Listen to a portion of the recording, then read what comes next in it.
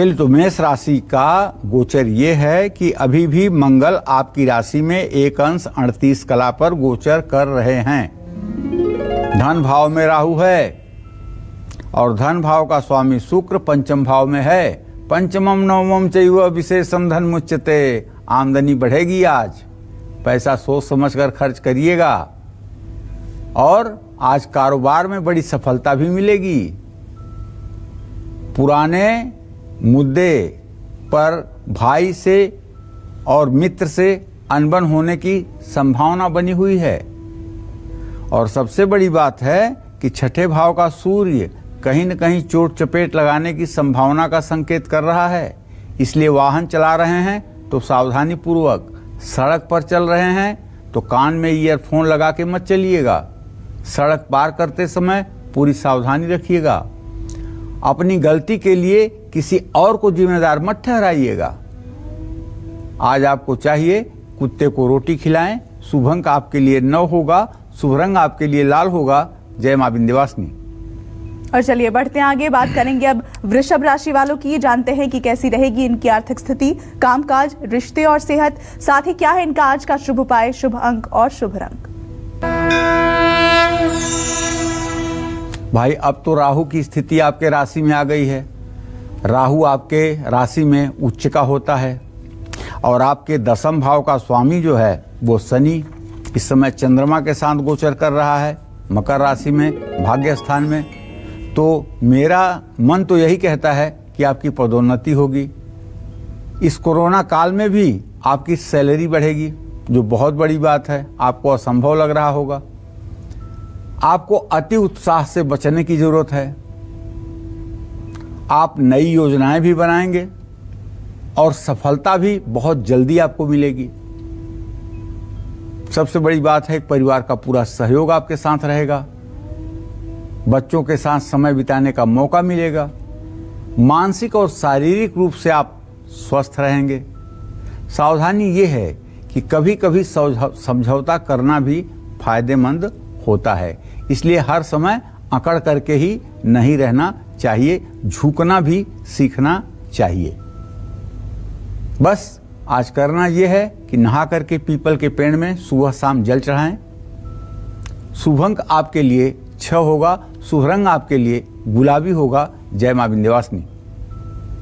और चर्चा को आगे बढ़ाने से पहले एक बार फिर आपको बता दें कि आज सोमवार का दिन है और अब से थोड़ी ही देर में आज के 3 लकी जन्म कुंडली विजेता कौन है उनके नामों की घोषणा पंडित जी करने वाले हैं। तो आप हमारे साथ बने रहिए। हो सकता है कि उन 3 नामों में से एक नाम आपका भी हो। और आपके बेड की ऊंचाई कहीं कम तो नहीं, आपका बेड जिस लकड़ी से बना है कहीं वही आपके दुखों का कारण तो नहीं है, आपके बेड का रंग कहीं आपकी बीमारियों को तो नहीं बढ़ा रहा है। आइए जान लेते हैं इसके बारे में पंडित जी से। बताएं पंडित जी। देखिए, आजकल पूजा जो लाइफ स्टाइल है लोगों का, जो चलन है, वो चलन ये है कि लो राइज बेड का चलन है, मतलब कम ऊंचे बेड का चलन है। लेकिन ये ठीक नहीं है। बेड को दीवार से कम 3 इंच की दूरी पर रखें। दीवार से बेड का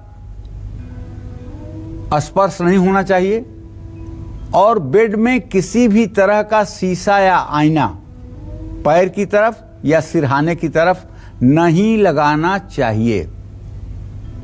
और ये गलती गांव के जो कारपेंटर हैं वो करते हैं।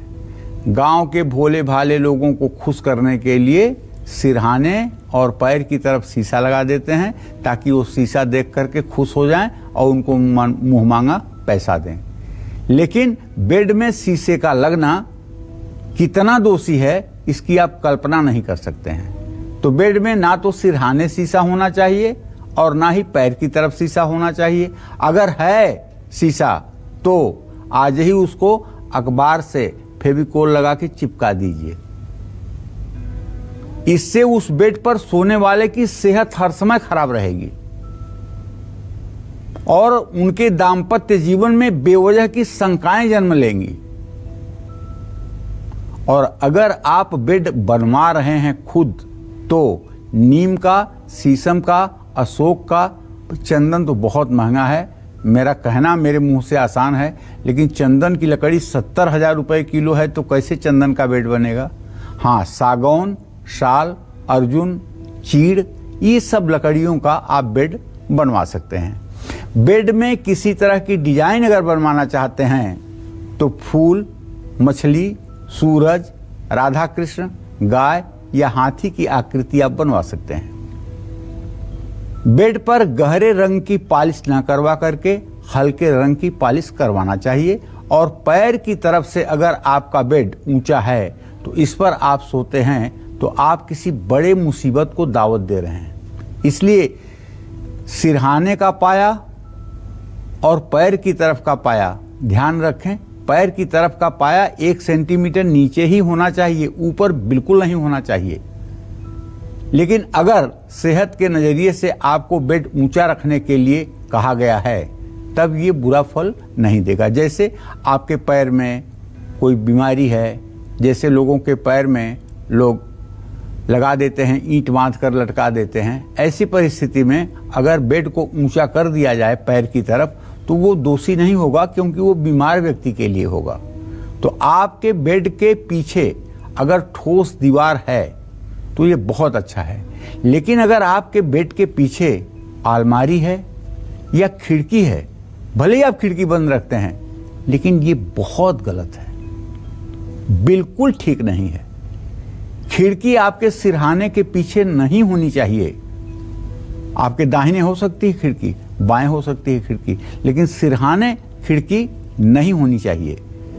आपके बेड के पीछे अलमीरा नहीं होना चाहिए।